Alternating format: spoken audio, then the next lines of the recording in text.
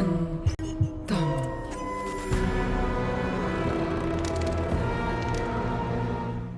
Episode 356 ఛాయాగోళం. రోహిత్ని కాపాడ్డానికి తన శక్తుల్ని తిరిగి తెచ్చుకుంది అమూల్య. వికసించిన 12 బ్రహ్మకమలాలు రోహిత్ చేతిలో ఒక బాక్స్లా మారాయి. ఆ బాక్స్ని తన దగ్గరున్న కీతో ఓపెన్ చేసి అందులో ఉన్న వస్తువుని చూసి రోహిత్ ఒక్కసారిగా షాకయ్యాడు.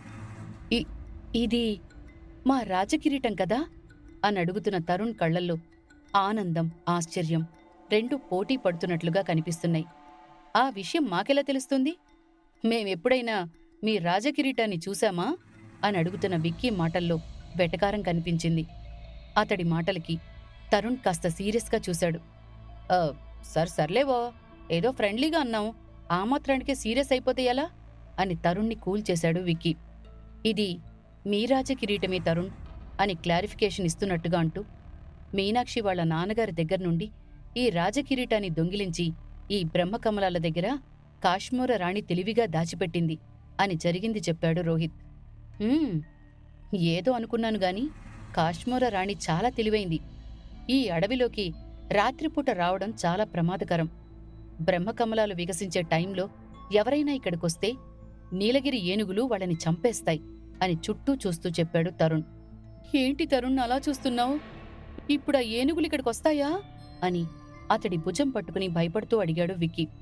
మనం ఇంకా ఆలస్యం చేస్తే మన శవాలు ఈ కొలనులో అస్థిపంజరాలుగా తేల్తాయి అని భయపెట్టాడు తరుణ్. హలో, మీరందరూ అక్కడే నిలబడి మాట్లాడుకుంటారా, లేదంటే నా దగ్గరికి ఎవరైనా వస్తారా అని కొలను ఒడ్డు దగ్గరున్న అమూల్య గంభీరంగా అరిచింది. ఆమె ఒడ్డున ఆగిపోవడంతో అందరూ ఆమె వైపు అనుమానంగా చూశారు. ఒక్క రోహిత్కి మాత్రమే ఆమె ప్రాబ్లం అర్థమైంది. ఆ తాళం చెవికి బ్రహ్మకమలానికి మధ్యున్న సంబంధాన్ని తెలుసుకున్న రోహిత్ తన స్నేహితుల్ని తీసుకుని ఆ కొలను నుండి బయటకొచ్చేశాడు. అతడి చేతిలో ఉన్న రాజకిరీటాన్ని చూసి అమూల్య విషయం అర్థం చేసుకుంది. ఆ కొలనులో నుండి బయటికొస్తున్న వాళ్లల్లో ఆఖరిగా మిగిలిపోయాడు విక్కీ. ఎవరైనా నాకు చెయ్యి అందివ్వండయ్యా, ఇక్కడ నేలంతా చాలా బురదగా ఉంది, పైకి రాలేకపోతున్నాను అని విక్కీ కడుగు ముందుకు వెయ్యగానే కొలనులో నుండి ఒక్కసారిగా పైకొచ్చి అతడికి ఎదురుగా నిలబడింది ఒక అస్థిపంజరం. కనుగుడ్లు వేలాడుతూ చితికిపోయిన శరీర అవయవాల నుండి కారుతున్న రక్తాన్ని చూసి విక్కీ ఒక్కసారిగా భయపడి ప్రాణం పోయేలా గట్టిగా అరిచాడు. అతడి అరుపుకి ఒడ్డునున్న వాళ్లందరూ ఒక్కసారిగా వెనక్కి తిరిగి చూశారు. భయంతో స్పృహతప్పి పడిపోతున్న విక్కీ దగ్గరికి వేగంగా వెళ్లి అతణ్ణి కొలనులో పడకుండా పట్టుకుంది తార. రోహిత్ తన మంత్రశక్తితో వాళ్ళిద్దరినీ బయటికి తీసుకొచ్చాడు. వాళ్ళిద్దరూ బయటికి రాగానే కొలనులో ఉన్న అస్థిపంజరాలు పైకి తేలాయి. వాటిని చూసి అందరూ ఒక్కసారిగా షాకయ్యారు. ఇక్కడ ఇన్ని అస్థిపంజరాలున్నాయేంటి? వీళ్లంతా ఎవరు? ఎలా చనిపోయారు అని అనుమానంగా అడిగింది తార. వీళ్లందరూ మా రాజ్య ప్రజలే. ఈ రాజకిరీటం కోసం అత్యాశతో ఇక్కడికొచ్చి నీలగిరి ఏనుగుల చేతిలో చనిపోయారు అని మళ్లీ చుట్టుపక్కల చూస్తూ సమాధానమిచ్చాడు తరుణ్. రోహిత్, మనమిక్కడ ఎక్కువసేపు ఉండటం అంత మంచిది కాదు. త్వరగా ఇక్కడి నుండి వెళ్ళిపోదాం పదండి అని నీలగిరి ఏనుగుల గురించి భయపడుతూ అన్నాడు తరుణ్. మీనాక్షి గురించి తెలుసుకోకుండా ఇక్కడ్నుండి ఎలా వెళ్తావు తరుణ్? తను ఇప్పటి వరకు ఎక్కడుందో మనకి తెలియలేదు అంటున్న చంద్ర కళ్లల్లో భయం, బాధ చాలా స్పష్టంగా కనిపిస్తున్నాయి. చంద్ర, నీ మంత్రశక్తితో మీనాక్షి ఎక్కడుందో తెలుసుకోవచ్చు కదా అని అమూల్య గుర్తు చెయ్యగానే చంద్ర కళ్ళు మూసుకుని పద్మాసనంలో కూర్చున్నాడు. నిజహ రూపణ్ విస్తృత దర్శిని అని చంద్ర ఏదో మంత్రం చదవగాని అతడి గుండెల్లో నుండి ఒక తెల్లటి వెలుగు బయటికొచ్చి అతడికెదురుగా ప్రత్యక్షమైంది. ఆ వెలుగులో నీలగిరి అడవుల బయట ఏనుగుల్ని ఆపుతున్న మీనాక్షిని చూసి అందరూ ఒక్కసారిగా షాకయ్యారు. సమయం 12 కాగానే నీలగిరి ఏనుగులు కొలనులోకి దిగుతాయని మీనాక్షికి తెలుసు. అందుకే అవిక్కడికి రాకుండా ఆపుతోంది. తను వాటిని ఆపకపోయుంటే మనం కూడా వీళ్లల్లా అస్థిపంజరాలై తేలేవాళ్లం అని కొలనులో తేలుతున్న శవాలని చూపిస్తూ అన్నాడు తరుణ్. అయితే త్వరగా ఇక్కడి నుండి వెళ్ళిపోదాం పదండి. మీనాక్షి ఒక్కతే వాటిని అడ్డుకోలేదు అని వాళ్ళని కంగారు పెడుతూ అన్నాడు విక్కీ. చంద్ర వెంటనే పైకి లేచి రోహిత్ వైపు చూశాడు. అతడి మనసులో ఏముందో రోహిత్కి అర్థమైంది. వెంటనే చంద్ర చేయి పట్టుకుని రోహిత్ ఏదో మంత్రం జపించాడు. కనురెప్ప మూసి తెరిచేలోపు వాళ్లందరూ మీనాక్షి ముందు ప్రత్యక్షమయ్యారు.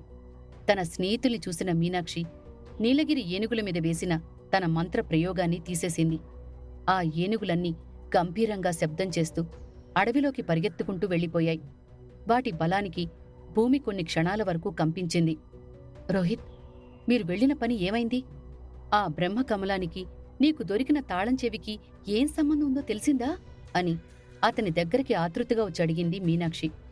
తరుణ్ ఆమెకు జరిగింది మొత్తం వివరంగా చెప్పాడు. రాజకిరీటాన్ని చూస్తున్న మీనాక్షి కళ్లల్లో ఆనందాన్ని వర్ణించటానికి మాటలు కూడా సరిపోవు. ఇదొక్కటి చాలు రోహిత్, మా రాజ్యాన్ని కాపాడటానికి. ఇంక త్రిగర్తల రాజ్యానికి ఎటువంటి ప్రమాదమూ రాదు అని అతడి దగ్గరున్న రాజకిరీటాన్ని తీసుకుంటూ అంది మీనాక్షి. నువ్వొక విషయాన్ని మర్చిపోతున్నావు మీనాక్షి. రాజకిరీటం రాజు తలమీద ఉన్నప్పుడు మాత్రమే ఈ కిరీటం ఈ రాజ్యాన్ని కాపాడగలదు అని ఆమె సంతోషాన్ని ఆవిరి చేసేశాడు తరుణ్. ఇప్పుడు నాన్నగారు స్పృహలోకొచ్చేశారు కదన్నయ్యా, ఈ కిరీటం మళ్లీ నాన్నగారి తలమీదికి వెళ్ళిపోతుంది అని తడబడుతూ చెప్పింది మీనాక్షి. ఈ కిరీటానికున్న నియమాన్ని మర్చిపోయావా చంద్రముఖి? ఒక్కసారి రాజు తల నుండి ఈ కిరీటం బయటికొస్తే ఆ రాజు పదవీకాలం పూర్తయిపోయినట్టే లెక్క అని గంభీరంగా అంటూ మీనాక్షి కళ్లల్లోకి సూటిగా చూశాడు తరుణ్. మన రాజ్యానికి కొత్త రాజు ఏర్పడేంతవరకు ఈ కిరీటం మన రాజ్యాన్ని కాపాడలేదు అని తరుణ్ అనగానే మీనాక్షితో పాటు మిగిలిన వాళ్ళు కూడా భయపడ్డారు. అదంతా వదిలే మీనాక్షి, మాతో పాటు లోపలికొచ్చిన నువ్వు బయటికి ఎలా వెళ్ళావు అని టాపిక్ డైవర్ట్ చేస్తూ అనుమానంగా అడిగాడు రోహిత్. దానికి సమాధానం నా దగ్గర కూడా లేదు రోహిత్.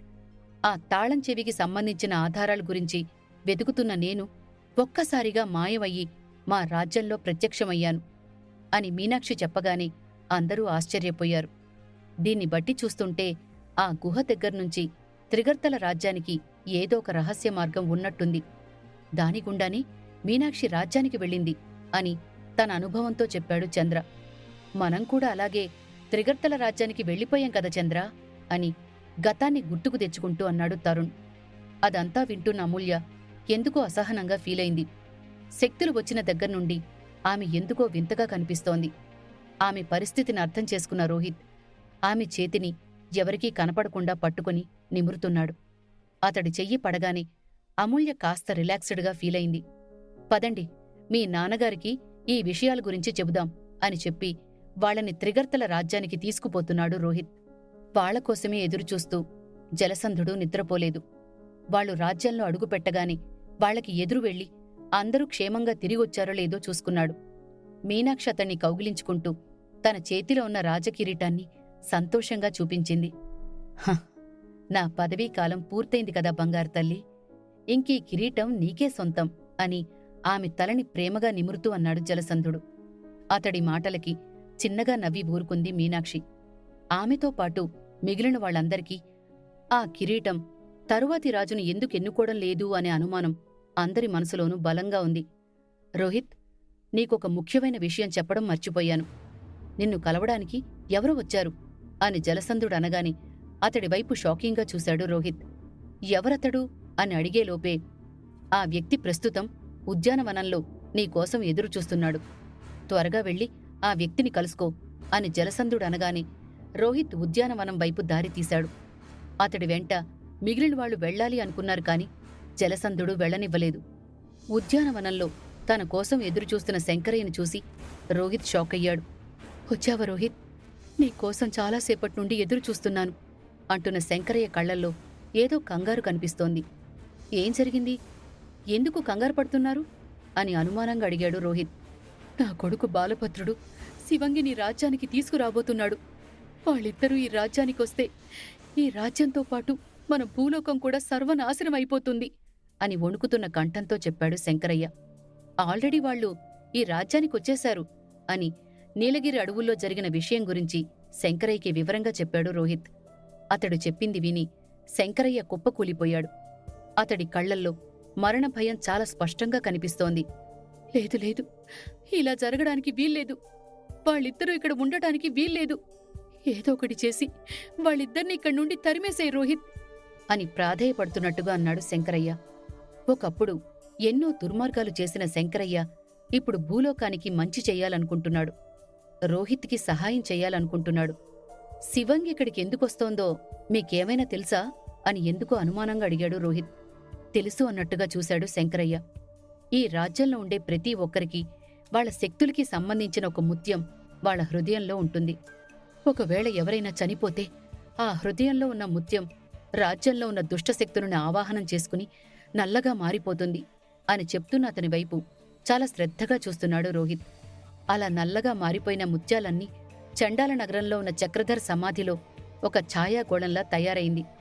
ఆ గోళం కోసమే శివంగి ఇక్కడికొస్తోంది అని శంకరయ్య చెప్పగానే అతడి వైపు ఎందుకో అనుమానంగా చూశాడు రోహిత్. నేను చెప్పడం ఇంకా పూర్తి కాలేదు రోహిత్ అని అతడి అనుమానాన్ని అర్థం చేసుకున్న శంకరయ్య గంభీరంగా అంటూ, 12 సంవత్సరాలకొకసారి ఈ రాజ్యంలో వికసించే త్రినేత్ర పుష్పంలో కౌస్తుభమణి ఉంటుంది. దానిని స్వీకరిస్తే శివంగి నీకన్నా శక్తివంతురాలుగా మారిపోతుంది. అప్పుడామెను ఎదిరించటం సిద్ధపురుషుడు శక్తుల వల్ల కూడా కాదు అంటున్న శంకరయ్య శరీరం వణికిపోతోంది. ఆ ఛాయగోళంతో చీకటి సామ్రాజ్యంలో ఉన్న దుష్టశక్తుల్ని ఇక్కడికి పిలవాలనుకుంటోంది. కౌస్తుభమణి తిని నిన్ను ఎదిరించాలనుకుంటోంది అని తనకి తెలిసిన విషయాన్ని రోహిత్కి చెప్పేశాడు శంకరయ్య. నేనున్నంతవరకు శివంగిని గెలవనివ్వను. తను ఈ రాజ్యంలో అడుగుపెట్టినా కౌస్తుభమణి వరకు చేరుకోలేదు అని యాటిట్యూడ్గా చెప్పాడు రోహిత్. ఇందులో నీకెటువంటి సహాయం కావలసినా నేను చేస్తాను రోహిత్ అని నమ్మకంగా అంటున్న శంకరయ్య వైపు అనుమానంగా చూస్తూ, మీ కొడుకుకి వ్యతిరేకంగా నాకు సహాయం ఎందుకు చెయ్యాలనుకుంటున్నారు అని అడిగాడు రోహిత్. నా గత జీవితంలో నేను చెయ్యని పాపం అంటూ లేదు రోహిత్. దానికి నేను 25 ఏళ్లు శిక్ష అనుభవించాను. ఈ 25 ఏళ్లలో నేను చేసిన తప్పేంటో నాకు తెలిసొచ్చింది. అందుకే పోయే ముందు ఒక మంచి పని చేసి పోవాలనుకుంటున్నాను అని బాధగా చెప్పాడు శంకరయ్య. మరోవైపు తన గదికి వెళ్ళిపోతున్న చంద్ర భుజం మీద చెయ్యి వేసి అతన్ని ఆపేశాడు జలసంధుడు. నేను నీతో మాట్లాడాలనుకుంటున్నాను, నాతో పాటు రా అంటున్న అతని వైపు చంద్ర షాకింగ్గా చూశాడు.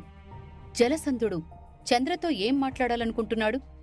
శంకరయ్య రోహిత్కి సహాయం చేయడం వెనకాల ఇంకా ఏదైనా కారణం ఉందా? రాజకిరీటం త్రిగర్తల రాజ్యానికి కాబోయే మహారాజుని ఇంకా ఎందుకు ఎంచుకోలేదు? ఈ ప్రశ్నలన్నింటికీ సమాధానాలు తెలుసుకోవాలనుందా? అయితే అంతం స్టోరీలో తరువాత భాగాలు వినాల్సిందే మరి.